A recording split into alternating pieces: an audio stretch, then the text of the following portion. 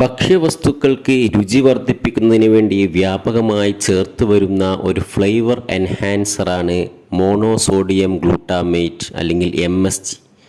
Ajinomoto എന്ന brand നെയിമിൽ പ്രശസ്തമായ ഈ ഫ്ലേവർ എൻഹാൻസർ വ്യാപകമായി പല ഭക്ഷ്യവസ്തുക്കളിലും ചേർത്ത് വരുന്നുണ്ട്. എന്നാൽ ഇതിൻ്റെ സൈഡ് എഫക്റ്റുമായും ബന്ധപ്പെട്ടും മറ്റും പലതരത്തിലുള്ള അഭ്യൂഹങ്ങൾ ജനങ്ങൾക്കിടയിൽ പടരുന്നുണ്ട്. അതുകൊണ്ട് തന്നെ MSG ചേർത്ത ഭക്ഷ്യവസ്തുക്കൾ തിരിച്ചറിയാൻ പല കൺസ്യൂമേഴ്സും ശ്രദ്ധിക്കാറുണ്ട്.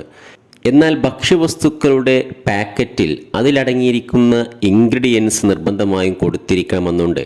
എന്നാൽ ഫുഡ് അഡിറ്റീവ്സുകൾ കൊടുക്കുമ്പോൾ ആ ഫുഡ് അഡിറ്റീവ്സിൻ്റെ പേര് കൃത്യമായിട്ട് ഇൻഗ്രീഡിയൻ്റ് ലിസ്റ്റിൽ കണ്ടുകൊള്ളണമെന്നില്ല.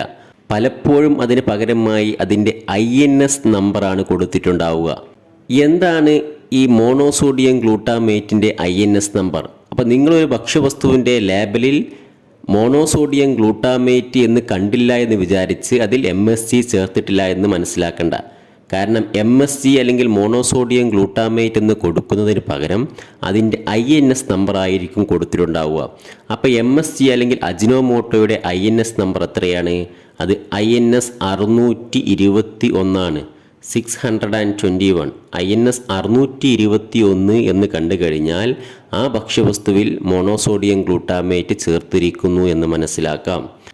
ഗർഭിണികൾക്കും ചെറിയ കുട്ടികൾക്കും MSG ചില ആരോഗ്യ പ്രശ്നങ്ങൾ ഉണ്ടാക്കുന്നു എന്നൊക്കെ ചില പഠനങ്ങൾ പറയുന്നത് കൊണ്ട് തന്നെ ചെറിയ കുട്ടികൾക്കും ഗർഭിണികൾക്കും ഭക്ഷ്യവസ്തുക്കൾ വാങ്ങിച്ചു കൊടുക്കുമ്പോൾ അതിൽ MSG ചേർത്തിട്ടില്ല എന്ന് ഉറപ്പുവരുത്താൻ നാം ശ്രദ്ധിക്കണം.